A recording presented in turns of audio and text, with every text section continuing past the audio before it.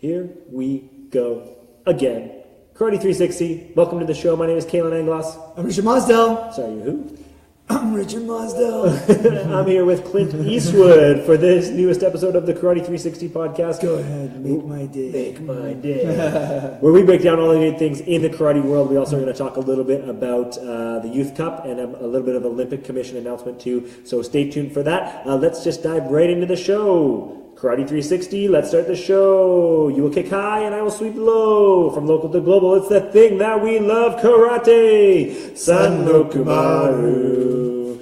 Now, am I going to get some kind of disease or bug sitting next to you here? Are you physically okay to be speaking into a microphone right now? I'm awesome. We share the same microphone sometimes. We do. So I just make sure I don't lick this one. Please don't lick that one. Like the last three that we've had and we had to get rid of. That's right. That's, my thing. What's going on there?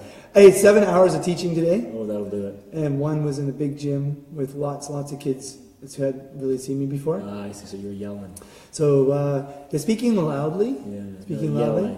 And the air was, because they had the air conditioning on full blast. In Japanese, we just say aircon. Aircon, just no conditioning. Just aircon. Yeah, I was on like full strength, and it was just dry. I wasn't, drinking enough water as I was teaching. Went for a great swim today. Oh yeah, where at? Durant's Lake. Okay, nice. Blasted out there. You should come with us. I would love to come with you. I went to Thetis Lake there on Monday, and it was warm. Like I think I was telling you before, where I'm from, our lake, it's Comox Lake, it's a freezing cold lake because it runs off the glacier.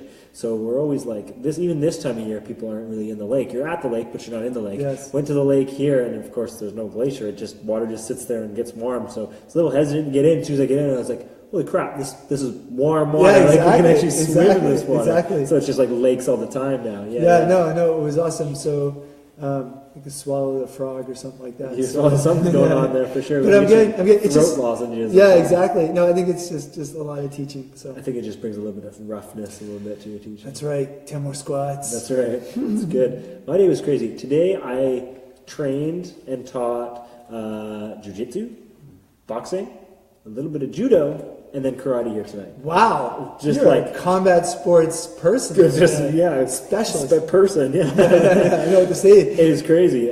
Just kind of worked out. I didn't even think about it until I woke up today, and I did jiu-jitsu first with one of the guys that I trained jiu-jitsu with, and I thought, you know what, I got like 4 different martial arts that I'm training here. That's awesome. Just in this one day, but it was really cool because obviously it's different doing the trainings with each other, but it just kind of looks at what it takes to train in the different types of ones. And that's kind of what I'm doing a little bit with my PhD research now. It's kind of my job to look at what it physiologically takes to perform judo, to perform karate, to perform boxing, to do all these things. Because in the research right now, there's a lot of different fitness testing. Like even actually they did some fitness tests on GSP. I don't know if you saw this. We should talk about this.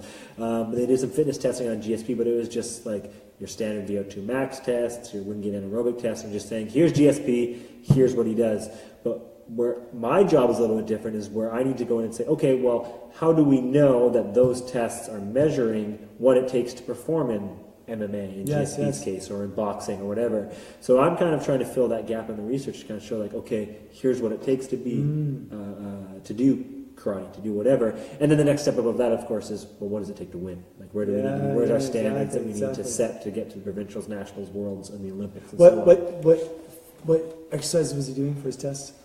Well, he did for GSP. Yeah, he did the standard VO2 max test on the graded treadmill. So standing on a treadmill, and you just kind of run, and it keeps getting harder, and you go as long as you can. Basically, you're getting all your oxygen measured through a gas analyzer. He did that standard VO2 max. He did a Wingate, which is just a 30-second sprint on a cycle, so a cycle sprint against resistance, though, and it's called the puke test. Like you go as hard as you can for 30 seconds, and then there's a bucket there because you puke in it right after. So he did that. And I think he did a power test too. So on similar to the high jump we do, but on a forced platform, so to see what kind of lower body he can produce. And I think it was just because he's GSP. We want to get some data on him. And he still trains. And he still trains. Well, he's fighting soon, right? Later on this year, allegedly. I mean, his fight got canceled, but it looks like.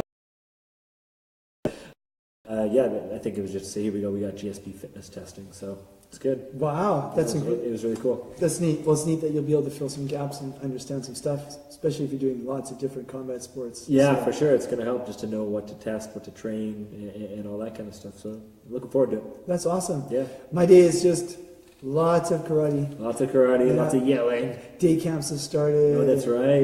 Yeah. So I did day camps out at PICE, which is the Pacific Institute of Sport Excellence. Right. Next week we start 6 weeks of day camps in here. Interesting. And lots of karate classes, lots of training, and then the weekend practices. Yeah, that's right. For the training camps here, the summer training camps, 2 weeks?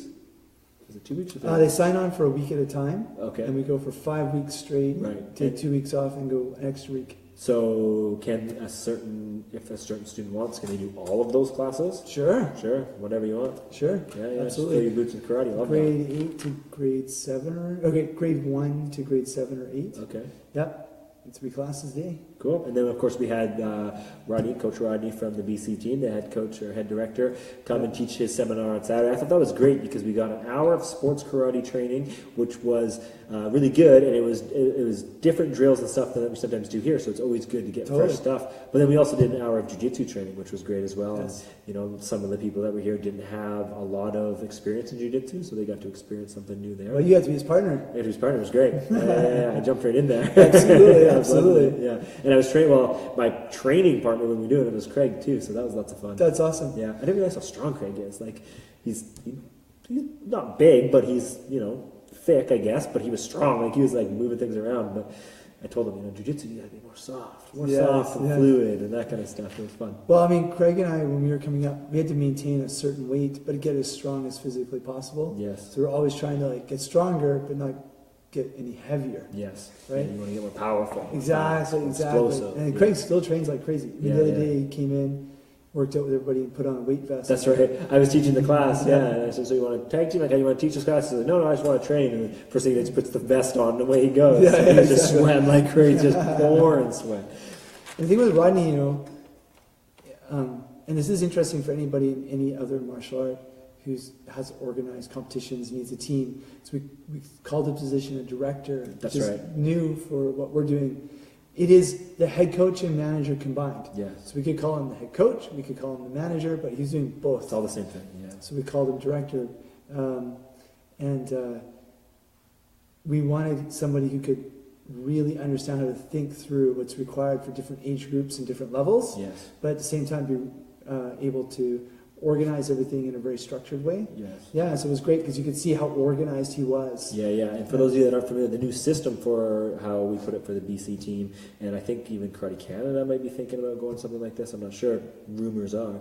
But, we have the head director, head coach, manager person, and then we have event coaches and age group coaches. Right. So just people who are supporting the club environment, because what we recognize and what you kind of highlighted quite early was that, these athletes are made in the dojo with their dojo instructors. So when they come to these training camps, why are we trying to, not saying that we do, but why would you try and, rewrite the book or try and get them to do new stuff and do this kind of, no. Just come in, do your kata, train with the best that we have to offer, and then go back and do all that other stuff with your club instructor, because that's what you're doing. No, so absolutely. That's kind of the new system, which I think is going to work really well. Yeah. That's going to be awesome. And I think, sorry, go ahead. No, go ahead. Oh, no, you go. No, you go. Yeah. You first. This you is hang up first. This is a karate thing when two people bump into each other at the same spot. You go, no, you have the spot. Yeah. It's very Canadian. Yes. I forgot what I was going to say. Oh, no, I remember what I was going to say. So for Rodney, Coach Rodney, he was the manager last year, which was just its own set role. Yep. And as that role, I think a lot of people maybe didn't know Rodney too well, and he just kind of did the managerial stuff, taking in all the forms, making sure everything was signed. But now this year he's going to have much more of a hands-on approach. I think, I told you this before, I think people are going to be really surprised. Oh, yeah. Because, even I was surprised. And this was the first last weekend. This was the first class that I've done with Rodney leading it. And I was really surprised. Like, usually he's quite quiet, quite calm. When he's teaching, he's yelling. He's like, yeah, we're doing this. He's got energy. Yeah, exactly. And all the drills were good. So I think people are going to be surprised at how well he runs this club. No, yeah, they're going to be surprised how well he brings the team forward and he presents. So, it's just shining on Rodney here. He's not even here. And not here. He's just sitting back. He's probably not even listening. No, listen. He's behind us now. That's right. He's moving on up. There you go. Well, let's get into global news. Let's get into a little karate global news. So we had a couple things that have come up. The Youth Cup in Umag happened over the past couple of weeks. We kind of huge highlighted it on last week's episode, but we didn't really dig into the results or how that worked. So just for everybody knows, the Youth Cup, and maybe you can highlight this or correct me. The Youth Cup is cadets, juniors, and U21s. Is that correct? And youth. And youth, of course. Yeah. So youth is okay. If anybody can correct me here, but youth is 12, 13. That's correct. Yeah. Cadet. No, it's juniors. Juniors 14, 15. Cadet is 16, 17. And then U21 is 18, 19, 20. That's right. So all of those athletes around the world were brought in for a training camp where they had, Douglas Bros and, all the top, not all, but a lot of the top athletes, Douglas Bros was there, Damien Quintero was there, helping kind of run these camps. And then they had like a little own in-house tournament. And we have the results from that tournament from the WKF website. Now, there's a lot of results that came through, again, from the cadet, junior, and all of those. So it's like a 15-page result of the official results from the Youth Cup. What we're going to do is we're just going to talk about the U21 athletes. That's right. Is that correct? And then we're also going to highlight some of the Canadian and maybe American athletes that come out in that. So these are the results from the Youth Cup, the U21 results. And we picked this because they might be a little more familiar names. So let's just start right from the top, U21. I'll say the division, you say the name? Or I'll say the division. You'll say the division, and I'll say the names. Because the less talking, the better. Well, slide this thing over here. No, you got to figure it out. All right, here we go. So you say the division, I'll say the names. Again, this is just the gold medalist that we're going to talk about. Just the gold medalist. Female kata. Is from Italy, Terriana Onforio. Right on. Moving on. Male kata. Also from Italy, Andrea Nekufor. Now, I don't want to make assumptions. Andrea. Yeah. Okay, spelled like Andrea, but that's okay. Andrea Nekufor is the kata male U21 champion. Moving on. Oh, actually, that's before we get there. Let's just highlight two Canadian athletes that finished in the top 10 there. We had Lucas Buchinger and Amr Fami and Patrick Rivet, there we go, from Canada, finished in the top 10. They both finished 9th in the kata, so right good for you guys. We're down here. Female kumite minus 50. The champion was also from Italy, Valentina Tassin. Okay. Female kumite minus 55. From Poland, Dorota Banasic. And there's someone from Canada there. And there is somebody from Canada, that's Darby Ann. Hey, Darby Ann. Darby Ann from Heenan, from Vancouver as well. So there you go. Moving on here into the next one. Female kumite minus 61. From Croatia, Marina Barak. All right. And moving on to the next U21 division. Is female minus 68. From France, Imin Houssani, and in silver medalist, so he was a silver medalist, Alexandra Zaborniak from BKA in Vancouver. Good job, Alexandria. She's been building up through nationals, but she got silver at the Youth Cup, so great job, Andrea. Moving on to the next U21 division. Great. Oh, that's the same one. What am I talking about? Here we go. Plus 68 kilos. In first place, the gold medalist from Italy, Cleo Ferracciucci, and also in second place, another Canadian athlete, Camille Boussenvenu. Pardon me if I screwed up your name, but from Canada, a silver medalist at Umag as well. So good job there. Male, minus 60 kilos. From Belarus, Ala Melikin, with a gold medalist there in that division.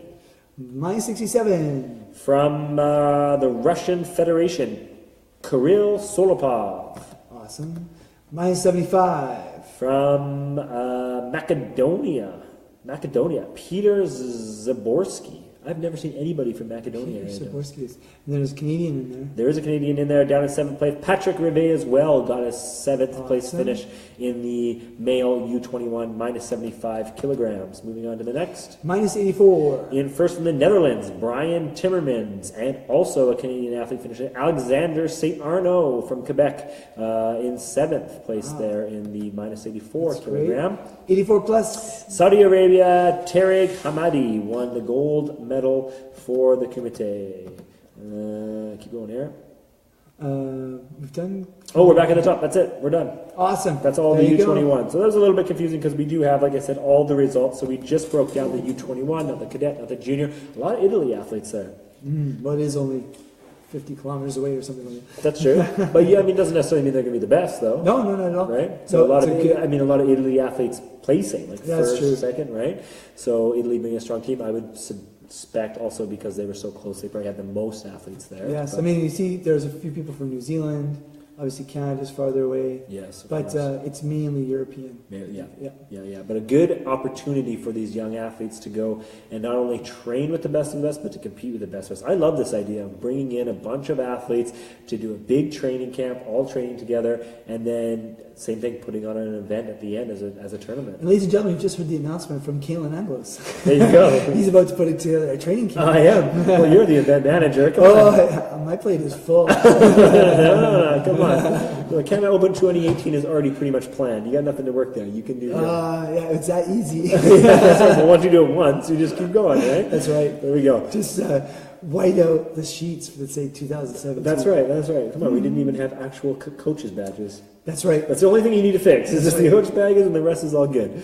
All right, there we go. That's the results from the WKF training camp, the youth training camp, and the youth cup. You can check those out at WKF.net. There we go. We made that happen.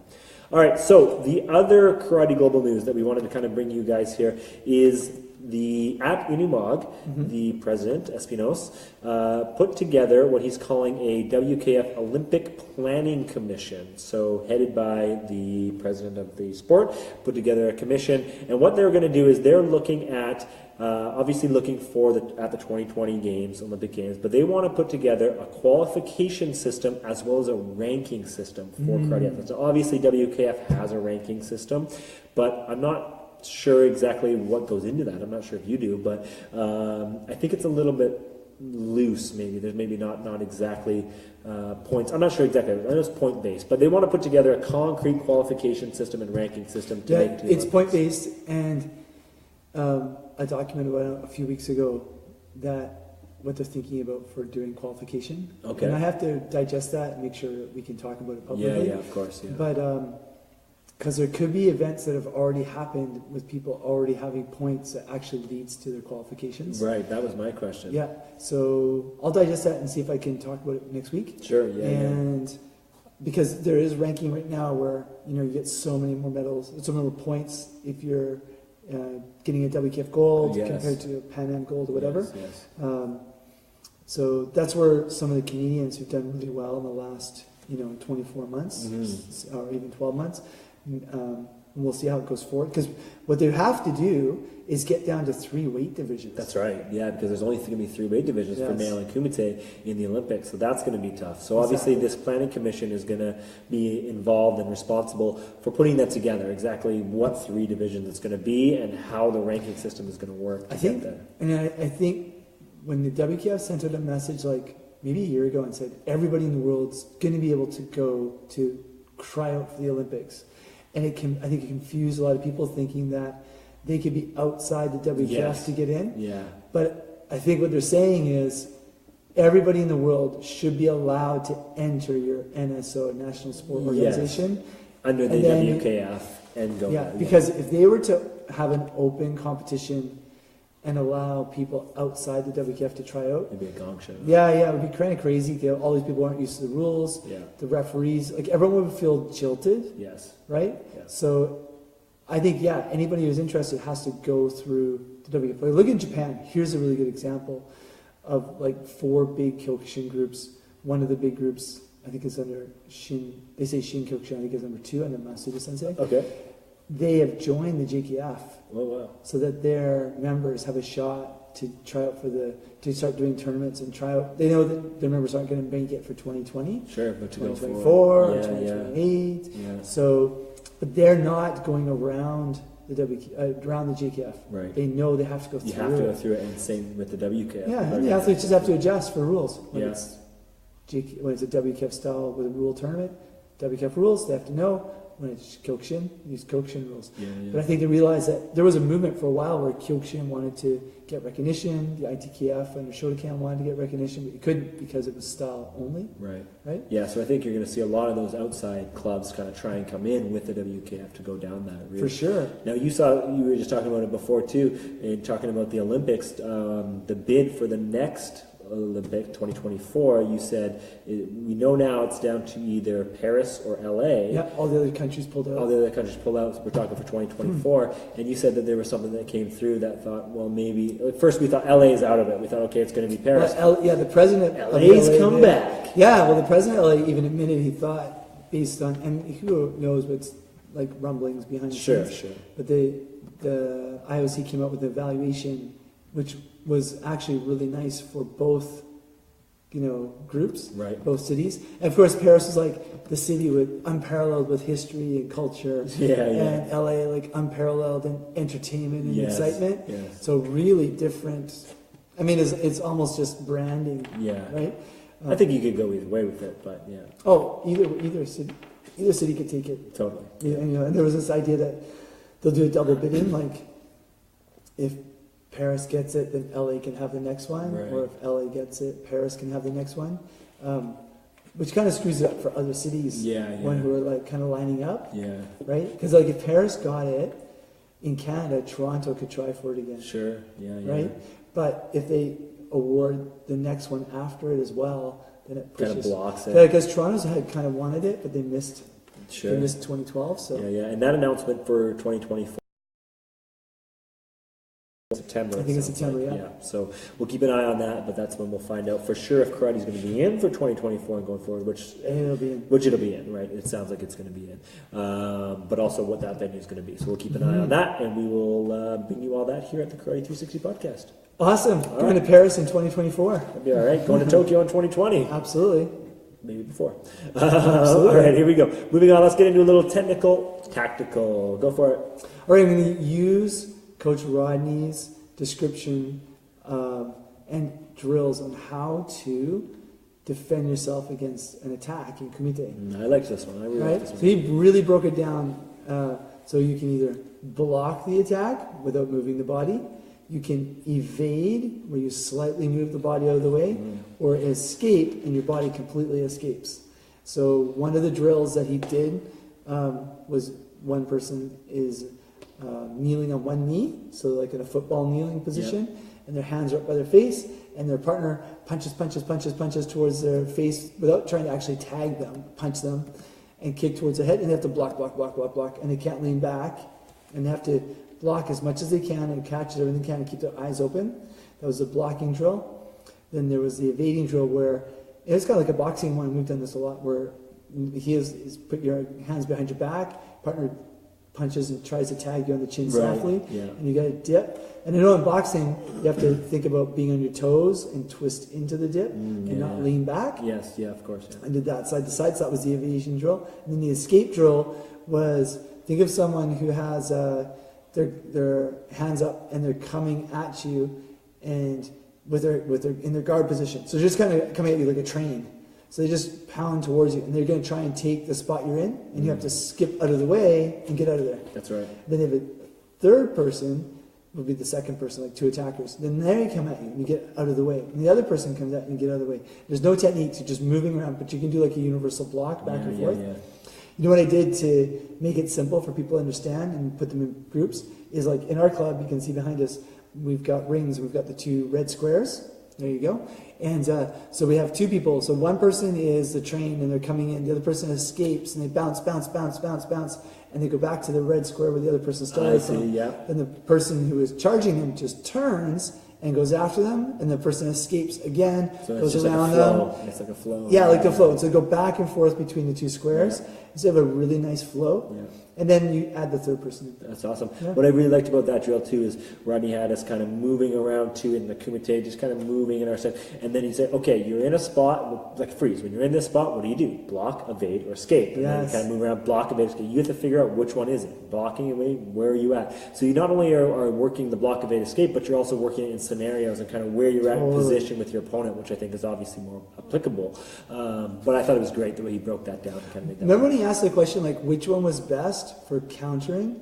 Did anybody ever come up with an answer? I don't know if there was definitely something that came up, but I can't remember if I think the conversation kept traveling. Yes, I think you're right, I mean, what I was saying, obviously, to block and counter is the fastest. Yes. To evade and counter is quick. To escape and counter is difficult. Difficult, yeah. Right? I think it'd be one of the first two. But again, Exactly. it depends on the situation, right? All depends on the situation.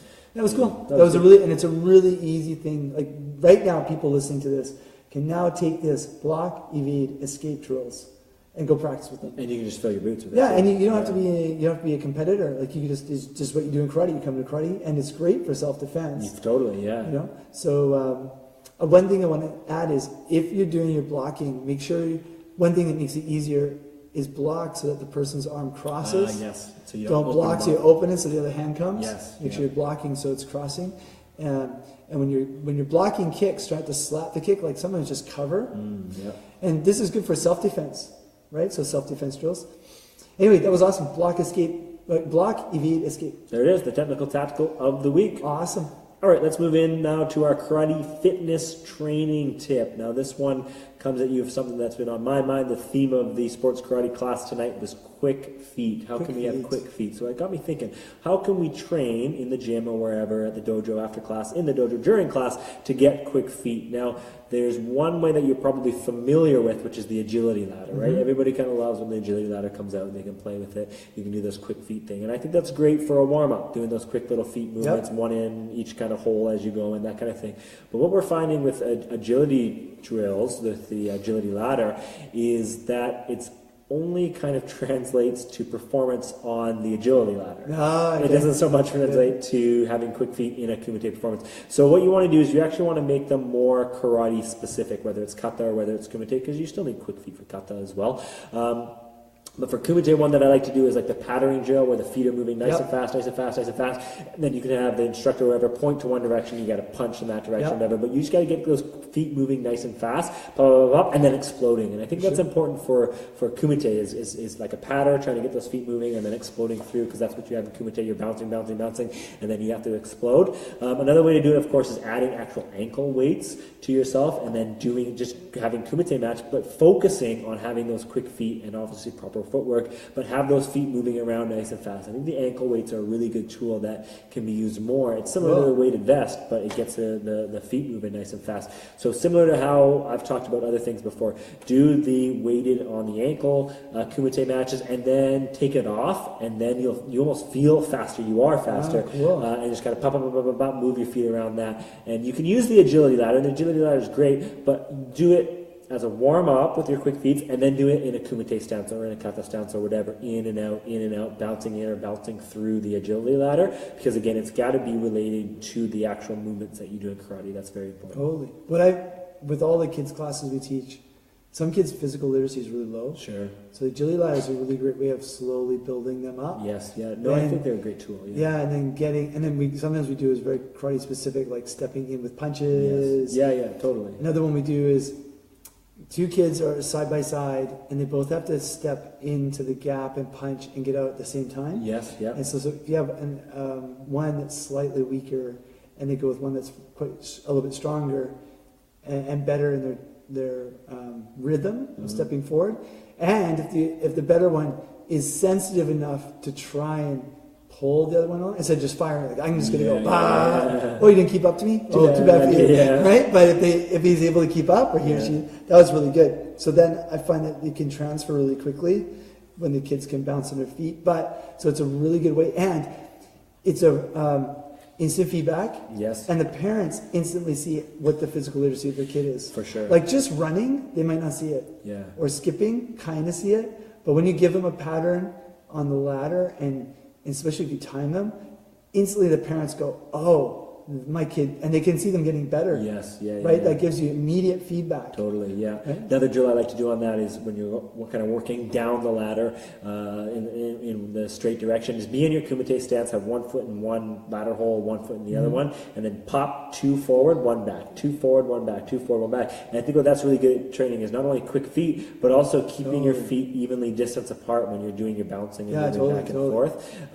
So yeah, it's good. I like to stress too, but again, the agility ladder is great for quick footwork and great for physical literacy as well, but it doesn't necessarily relate to performance unless we train it specifically to karate or whatever sport. Ladder hole. Ladder hole? I always call it the gap. You just call the it gap, the hole, gap, hole, step. I don't know what it's called. I always tease the kids when I pull it out. I go, you know what this is? Like, you know what it really is?